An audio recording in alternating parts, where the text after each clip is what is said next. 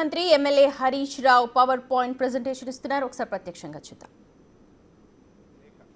మీరు చూస్తే Bhakta Ramadasu LIS new project from the Paleru balancing reservoir under NS left canal to integrate new ayacut taken up without clearance approval of KRMB CWC apex council. Of course అదేమో old ఆయకట్టే. ఏమంటాడు? KRMB అనుమతి లేదు, CWC అనుమతి లేదు, apex council అనుమతి లేదు, ఎట్లా కడతారు? దీన్ని రద్దు చేయాలి అన్నాడు. మరి ఈ గోదావరి బంకచెర్లకు GRMB పర్మిషన్ ఉందా? CWC అనుమతులు ఉన్నాయా? అపెక్స్ కౌన్సిల్ అనుమతులు ఉన్నాయా? అంటే నువ్వు ప్రశ్నిస్తే నీతి, మేము ప్రశ్నిస్తే తప్ప. ఇలా నీ లెటర్లో నువ్వే రాసినావు, KRMB పర్మిషన్ లేదు, CWC పర్మిషన్ లేదు, అపెక్స్ కౌన్సిల్ పర్మిషన్ లేదు. మరి నువ్వు ఈరోజు ప్రతిపాదిస్తున్న గోదావరి బనకచెర్లకు GRMB అనుమతి ఉందా? CWC అనుమతి ఉందా? అపెక్స్ కౌన్సిల్ అనుమతి ఉందా?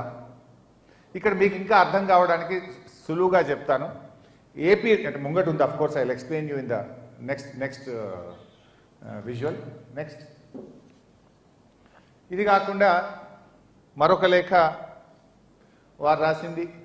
కృష్ణా బేసిన్లో కూడా పాలమూరు రంగారెడ్డి, దిండి, తుమ్మిళ్ళ, కల్వకుర్తి ఇవన్నీ ప్రాజెక్టుల మీద లేఖ రాసింది. మీరు ఇక్కడ చూస్తే ఇది కల్వకుర్తి లిఫ్ట్ ఇరిగేషన్ స్కీమ్కు కేసీఆర్ గారు 25 TMCలు సరిపోవని 25 TMCల నుంచి 40 TMCలు వాడుకోవడానికి ఆనాడు కేసీఆర్ గారు ప్రభుత్వం నిర్ణయం తీసుకొని ఇచ్చిన జీవో. దాని మీద కూడా చంద్రబాబు నాయుడు గారు ఆ రోజు ఢిల్లీకి కంప్లైంట్ చేసినారు. ఎట్లా ఇస్తారు? కల్వకుర్తికి 25 ఉండే, ఇప్పుడు 40 TMCలకు ఎట్లా పెంచుకుంటారు? ఇది రద్దు చేయాలి, దీని మీద చర్యలు తీసుకోవాలని చెప్పి ఆ రోజు చంద్రబాబు నాయుడు గారు రాసిన లేఖ. నెక్స్ట్ ఇది పాలమూరు అండ్ దిండి మీద స్వయంగా చంద్రబాబు నాయుడు గారు లెటరెడ్ మీద ఆనాటి మంత్రి ఉమాభారతి గారికి రాసినటువంటి లేఖ మీరు చూస్తే, I request that the honourable minister apex council to immediately intervene in the matter and advise the CWC KRMB to critically examine the issue and ensure the statutes are strictly complied with.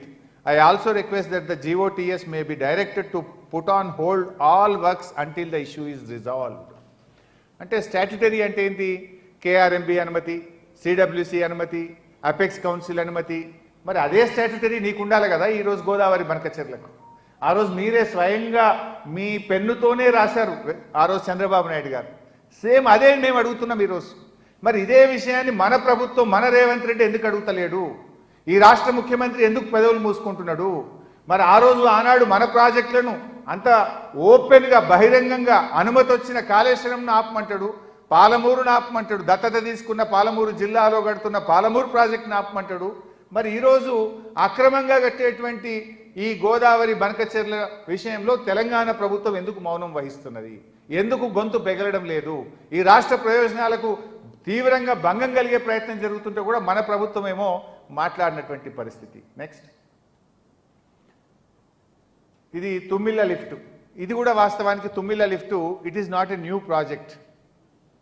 యాక్చువల్గా తుమ్మిళ్ళ అనేటువంటిది రాష్ట్రం ఏర్పడక ముందు, తెలంగాణ ఆంధ్రప్రదేశ్ రాష్ట్రం ఏర్పడక ముందే హైదరాబాద్ రాష్ట్రంలో మనకు RDS అనే project కింద 87,500 ఎకరాలకు నీళ్ళు వచ్చేది.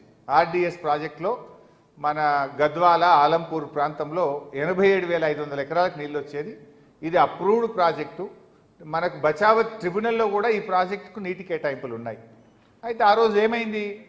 ఉమ్మడి ఆంధ్రప్రదేశ్లో నిర్లక్ష్యం చేయడం వల్ల 87,500 ఎకరాలు బారాల్సినటువంటి RDS ప్రాజెక్టు 20-30 వేల ఎకరాలకు పడిపోయింది. ఆ రోజు ఆ జిల్లా నుంచి ఉన్నటువంటి నిరంజన్ రెడ్డి గారు, లక్ష్మారెడ్డి గారు కేసీఆర్ గారి దృష్టికి తెస్తే, సరే సప్లిమెంటేషన్ కోసం ఒక చిన్న లిఫ్ట్ పెట్టి 30-40 వేల ఎకరాలు పారే విధంగా చేసినాం. అదేం కొత్త ఆయకట్టు కాదు. బచావత్ ట్రిబ్యునల్ అవార్డు ఇచ్చింది. 87,000 ఎకరాలు వెనకట పారింది. ఉమ్మడి ఆంధ్రప్రదేశ్లో సుంకిశాల నుంచి నీళ్లు రానియకపోవడం వల్ల ఆ ప్రాజెక్టు 30,000కు కుదించకపోతే ఒక లిఫ్ట్ పెట్టి మళ్ళీ 30-40 వేల ఎకరాలు యాడ్ చేస్తే దాన్ని కూడా ఆపమని ఉమ్మడి ఆంధ్రప్రదేశ్లో వాళ్ళు లెటర్ రాశారు. New project from the foreshore of Sunkishala Reservoir taken up without clearance approval of the KRMB CWC Apex Council. Sunkesula barrage నుంచి ఆ రోజు నీళ్ళు వచ్చేది ఉంటే దాన్ని ఆపేటువంటి ప్రయత్నం చేసినారు. సో అట్లా ఇది మన బచావత్ అవార్డులో కేటాయింపులున్న ప్రాజెక్ట్, దానికి లిఫ్ట్ పెడితే దాన్ని కూడా ఆపాలని ఆ రోజు ఆంధ్రప్రదేశ్ ప్రభుత్వం ఈ 3 పర్మిషన్లు ఉండాలన్నారు. మరి ఆ మూడిట్లలో ఏ పర్మిషన్ లేదు వాళ్ళకు, వాళ్ళు నిర్మిస్తున్న గోదావరి బనకచెర్లకు. నెక్స్ట్,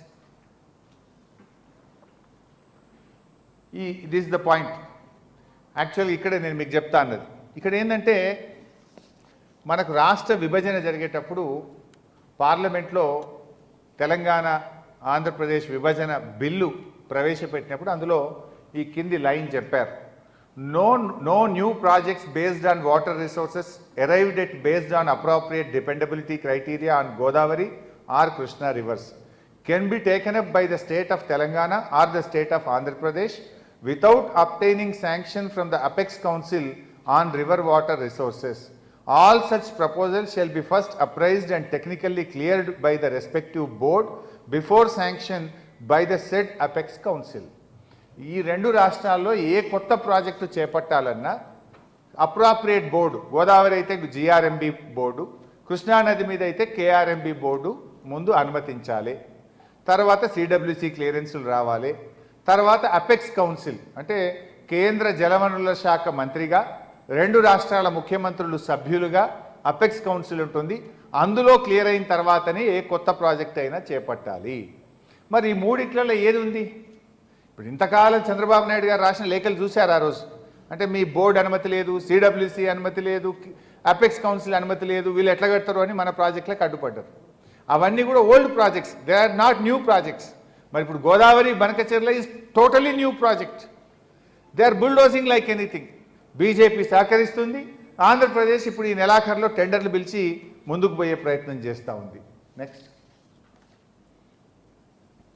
ఇది మనకి ఎట్లా నష్టం? ఆంధ్రప్రదేశ్ ఇప్పుడు ఈ నెలాఖరులో టెండర్లు పిలిచి ముందుకు పోయే ప్రయత్నం చేస్తూ ఉంది. నెక్స్ట్, ఇది మనకి ఎట్లా నష్టం? 200 టీఎంసీలను హక్కుగా మార్చుకునే కుట్ర. ఇప్పుడు మీ అందరికీ తెలుసు, కృష్ణా మీద మొన్ననే బ్రిజేష్ కుమార్ ట్రిబ్యునల్ అవార్డు వచ్చింది.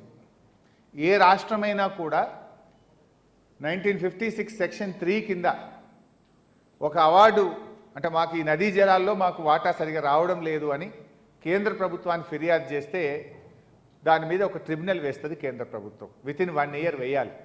మీ అందరికీ కూడా తెలుసు, కేసీఆర్ గారు చాలా పోరాటం చేసి కృష్ణా నది మీద సెక్షన్ 3 మీద మనం అవార్డు తెచ్చుకున్నాం. దానికి చాలా రకాలుగా ప్రయత్నాలు, కేసీఆర్ గారు స్వయంగా వెళ్ళి అప్పటి ఉమాభారతి గారిని, గడ్కరీ గారిని, ఆ తర్వాత షెకావత్ గారిని కలవడం, వాళ్ళు వినకపోతే సుప్రీంకోర్టుకు పోవడం, వాళ్ళు మళ్ళీ వింటే కోర్టులో కేసు విత్డ్రా చేసి సెక్షన్ 3ని మనం కృష్ణానది మీద సాధించినాం. ఇప్పుడు మనకు తాత్కాలిక ఒప్పందం 6634 ఉంది, బట్ కేసీఆర్ గారు సాధించిన సెక్షన్ 3